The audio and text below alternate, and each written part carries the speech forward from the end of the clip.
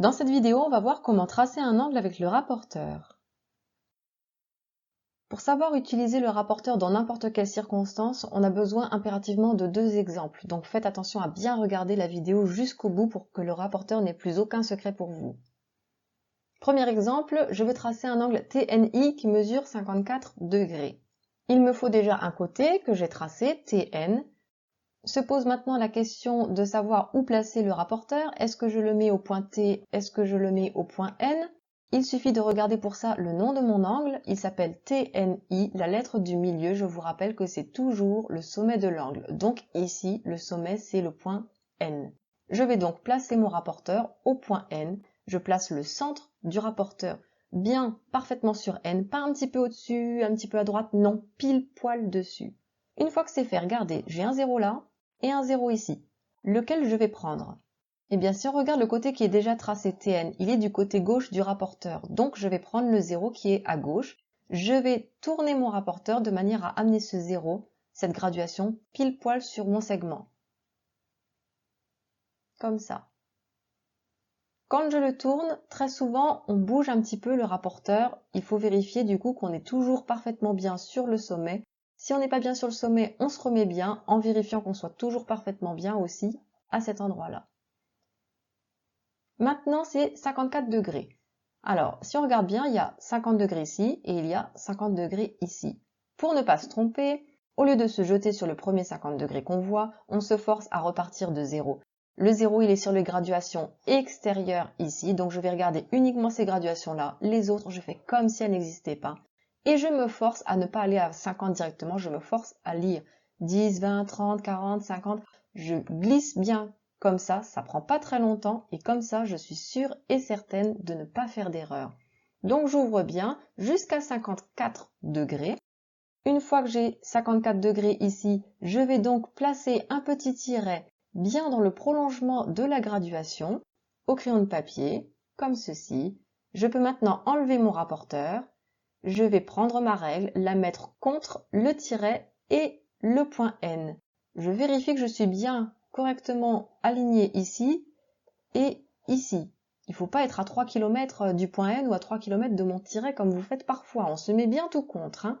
Je trace, je peux enlever la règle et c'est presque fini. Maintenant, je n'ai plus qu'à mettre mon point I puisqu'il s'appelait TNI et voici mon angle qui mesure 54 degrés.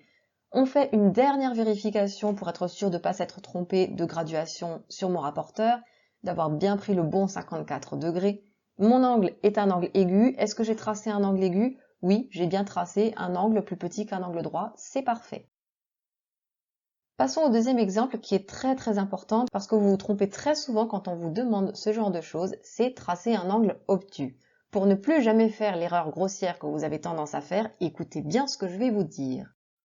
On doit tracer un angle ABC de mesure 117 degrés. J'ai un côté qui a déjà été tracé.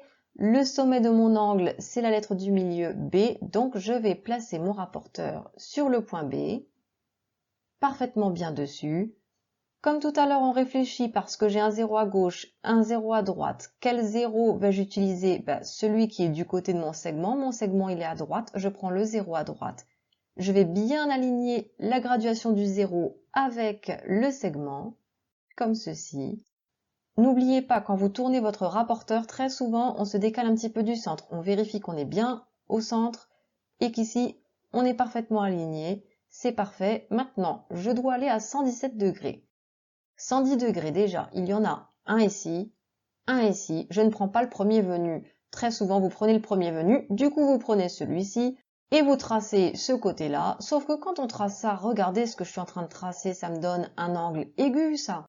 117 degrés, c'est un angle obtus. Voilà pourquoi il ne faut jamais prendre le premier 110 degrés qu'on voit, la première graduation qu'on voit. On prend le temps de repartir toujours du 0. Mon 0, c'est les graduations intérieures, ce sont donc celles-ci que je vais regarder. Et je vais lire 10, 20, 30, 40. Je suis avec mon doigt comme ceci jusqu'à 117. Si vous prenez le temps de faire ça, regardez combien de temps ça me prend. Ça me prend quoi?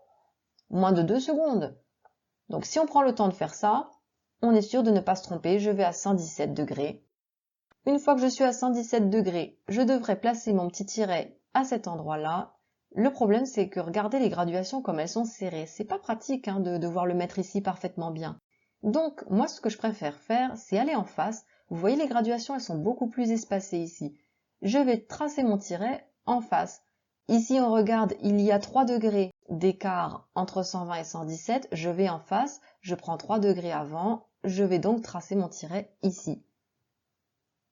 J'enlève le rapporteur.